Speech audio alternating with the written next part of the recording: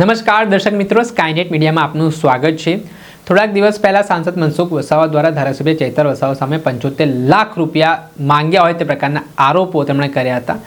આ બાબતને લઈને ધારાસભ્ય ચૈતર વસાવા છે તે નર્મદા જિલ્લા કલેક્ટર કચેરીએ પહોંચ્યા હતા, જ્યાં તેમણે કલેક્ટરને સવાલ કર્યો, ખુલાસો માંગ્યો, ત્યારે કલેક્ટરે વાતને નકારી ત્યારે સાંસદ રોષે ભરાયા હતા। સાંસદ મનસુખ વસાવાએ તો ભાજપ છોડી દેવા સુધીની વાત કરી। તેને કહ્યું હતું કે જ્યાં સરકારમાં જો મને ન્યાય નહીં મળે તો મને પછી ભાજપના છૂટકે છોડવી પડશે। આ ઘટના બાદ સાંસદ પણ ગઈકાલે નર્મદા જિલ્લા કલેક્ટર કચેરીએ પહોંચ્યા, ત્યારે એ દરમિયાન તેમણે કલેક્ટરે જે ચોંકાવનારી વાત કરી છે તેનું નિવેદન સામે આવ્યું છે, જેમાં જિલ્લા કલેક્ટર કહી રહ્યા છે કે હેલીપેડ ખાતે ધારાસભ્ય ચૈતર વસાવાએ 75 લાખ રૂપિયા માંગ્યા હતા। એ રીતે જિલ્લા કલેક્ટરે યુટર્ન લીધો છે તે બાબતનું નિવેદન સામે આવ્યું છે। પહેલા તો આ ઘટના જુઓ। સરકારને જિલ્લા વહીવટીતંત્રની સાથે છે અને જેટલું જિલ્લાનું સારું થાય એ જ ઉદ્દેશથી અમે કામ કરતા હોઈએ છીએ। તો સાહેબ,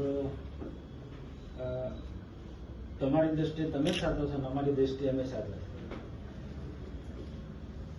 ઉપરાષ્ટ્રપતિ સાહેબ એવડી આવ્યા અને એને આપણે બધા વિદાય આપી। વિદાય આપ્યા પછી જિલ્લા સંકલન સમિતિમાં ધારાસભ્ય ચૈતરભાઈ વસાવાએ પ્રધાનમંત્રીશ્રીના બે કાર્યક્રમને લઈને પ્રશ્ન પૂછ્યો અને પ્રશ્ન પૂછ્યા પછી તમારે જે જવાબ આપ્યો એ એમને આપ્યો, પણ પછી એમને કાર્યપાલક ઇજનેર મોદી સાહેબ સાથે જે વાતચીત કરી હશે પૈસાની લેવડ દેવડ બાબતની, એ આપણે વાત થઈ। મોદી સાહેબ પણ હતા, તમે બી હતા, એની મધ્યે વાત થઈ મારી સાથે નીલભાઈ રાવ હતા। તમારો ઉદ્દેશ સાચો કે આ બધું અટકવું જોઈએ અને હેલીપેડ પર જ આ બધી વાત થઈ છે, આપણે કાર્યાલયમાં આપણે વાત થઈ નથી। ધારાસભ્ય અહીંયા આવીને તમને એવું કહે છે કે કાર્યાલયમાં નીલભાઈ મનસુખભાઈને વાત કર્યા, એ વાત તમે કીધું કે ખોટી વાત છે।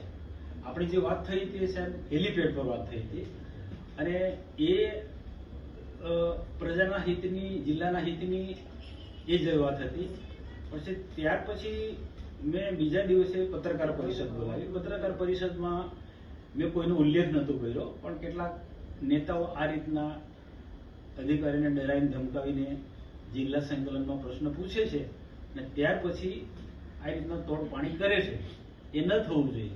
એ તો જિલ્લાનું કઈ રીતના કામ થશે, આ રીતના પત્રકાર પરિષદમાં મેં વાત મૂકી।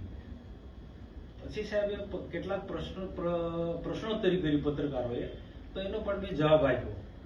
એને લઈને અમારા નાંદોદના ધારાસભ્ય દર્શનાબેન દેશમુખ જે છે એમની કંઈક ગેરસમજ થઈ, એને પણ પાછું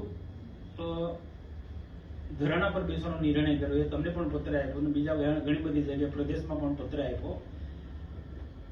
એ ધરણા પર તો ના બેઠા, પણ પત્રકાર પરિષદ બોલાવી એમના ઘરે અને એમને પત્રકારોને એવું કહ્યું કે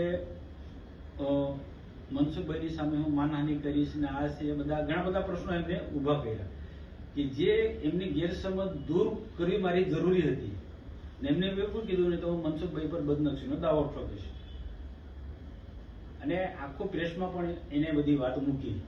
તો મારે તો પછી ખુલાસો કરવો પડે, એટલે ત્યાર પછી મેં પાછો ખુલાસો કર્યો, બીજી પત્રકાર પરિષદ બોલાવી મારા ઘરે। મારો ઉદ્દેશ એ હતો કે પ્રધાનમંત્રીનો આટલો સુંદર કાર્યક્રમ હતો, ભવ્ય કાર્યક્રમ હતો અને આખા દેશમાં નોંધ લેવાઈ છે અને જિલ્લા વહીવટી તંત્રએ પણ ખૂબ સખત મહેનત કરી છે। તમે બધાએ બહુ સખત મહેનત કરી છે અને પ્રધાનમંત્રીના જે બે કાર્યક્રમ થતા હોય, એકતા પરેડનો અને બિરસા મુંડા ભગવાનનો જન્મ જયંતિનો કાર્યક્રમ, આ ભવ્ય કાર્યક્રમ હોય અને ખૂબ લોકોએ એમાં ભાગ પણ લીધો છે। અહીંયા સ્ટેચ્યુ ઓફ યુનિટીમાં અને ડેડિયાપાડામાં અને ત્રણ જગ્યાએ એના હેલીપેડ બનાવવા પડે। ડેડિયાપાડામાં હેલીપેડ બનાવ્યા, દેમોગરા હેલીપેડ બનાવ્યા અને 1 લાખ લોકો રહી શકે એવા ડોમ પણ સાહેબ બન્યા અને 1 લાખ લોકોને લઈ આવવા જવા માટેની વ્યવસ્થા વહીવટી તંત્રએ કરી, બસોની પણ વ્યવસ્થા કરી અને બહુ ભવ્ય કાર્યક્રમ હતો। છતાં પણ રાજકીય રીતના આને પ્રધાનમંત્રીના કાર્યક્રમનો હિસાબ માંગવાનો, તેમાં પછી ખોટા આ વહીવટી તંત્ર પર આક્ષેપ મૂકવા, સરકાર પર આક્ષેપ મૂકવા, એ એને રોકવા માટે ને ભવિષ્યમાં અધિકારીને આવું ડરાવે ધમકાવે નહીં. એક સંકલનમાં પ્રશ્ન પૂછો ને ફરી પાછો એમને આ રીતના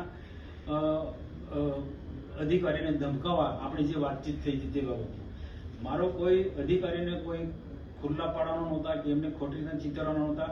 પણ આજે સાચી હકીકત પ્રજા સમક્ષ અમારી મૂકી હતી અને ભવિષ્યમાં આવું કોઈ પણ અધિકારીને કોઈ પણ ડરાવે ધમકાવે નહીં.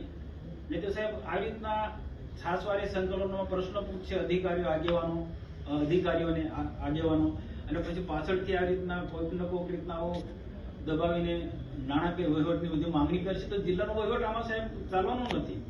અધિકારીઓ ડરના માહોલમાં કામ કરશે. એટલે એ ઉદ્દેશ્યથી મારે આપને ખુલ્લું પાડ્યું ને સાહેબ આપ પણ જાણો, હું જાણું છું ને બાકીના બીજા પણ અધિકારી ત્યાં હતા બધા જાણો છો કે આપણી ત્યાં વાત થઈ હતી અને તમને પણ કાર્યપાલક ઇજનેરે કહ્યું કે ભાઈ ધારાસભ્ય ચૈતર વસાવા આ રીતના પૈસાની માંગણી કરે છે ને અનિલભાઈને આપણી બધાની વાતચીત થઈ હતી તો ભાઈ મેં એવું કહ્યું એને પૈસા નહીં આપવાના, પૈસા એને શેના આપવાના, આ રીતના આપણે બહુ સ્પષ્ટ વાત થઈ હતી. તો સાહેબ એ સ્વાભાવિક છે કે અહીંયા આવ્યા મીડિયાની સાથે આવ્યા હશે એટલે તમે તમારી રીતના એને જે જવાબ આપ્યો હશે મેં જોયો છે. તમે બહુ ક્લિયર કીધું, વાત ખોટી છે. હવે એ કયા ઉદ્દેશથી તમે અહીંયા વાત નથી થઈ એવું તમે કહેવા માંગો મને ખબર નહીં. બરોબર. સાહેબ આ જો એના અનુસંધાને એક આપણે પત્ર આપું છું અને આમાં આ જે સમગ્ર ઘટનાની હું અધિકારીઓની સાથે છું. સરકારને નુકસાન ના થાય કે અધિકારીનો મોરલ ના તૂટે એ મારો ઉદ્દેશ્ય છે સાહેબ. માનનીય સાંસદ સભ્યશ્રી આપણા માટે બિલકુલ આદરણીય અને સન્માનજનીય છે, એમાં કોઈ બેમત નથી. બીજું કે જે એમને મુદ્દાઓ કીધા એ મુદ્દાઓને પણ હું સમર્થન આપું છું અને જે માનનીય સંસદ સભ્યશ્રીએ કીધું એ પ્રમાણે હેલીપેડ પર અમારે વાત થઈ હતી અને એ એક્ઝિક્યુટિવ એન્જિનિયર સ્ટેટ જે છે એના મારફત આ વાત જણાવી હતી અને આ મુદ્દે જે ડેડિયાપાડા ધારાસભ્યશ્રીએ જે આવેદન આપ્યું છે એની મેં તપાસ પણ સોંપી દીધી છે અને એ વાત મેં હેલીપેડ પર કીધી હતી. એમને જે એમના લેટરમાં કીધું કે અહીંયા કાર્યાલયમાં મારી ચેમ્બરમાં વાત કરી તો એ વાત ખોટી છે, પણ હેલીપેડ પર આ વાત થયેલી અને આવી રીતના રૂપિયાની માંગણી થઈ છે એ પણ ત્યાં હેલીપેડ પર થયેલી. અને બીજું કે એ સીધી મારી સાથે એમને ટોક નથી કરી પણ એક્ઝિક્યુટિવ એન્જિનિયરને મારફત કોન્ટ્રાક્ટરો મારફત આ માંગણી કરી છે. એ વાત મારે અન્ય સંસદ સભ્યશ્રી જોડે થઈ હતી અને આ જિલ્લાની અંદર આપણે માનનીય મોદી સાહેબના એ 15 દિવસમાં આટલા 2 મોટા ભવ્ય કાર્યક્રમ થયા સફળતાપૂર્વક.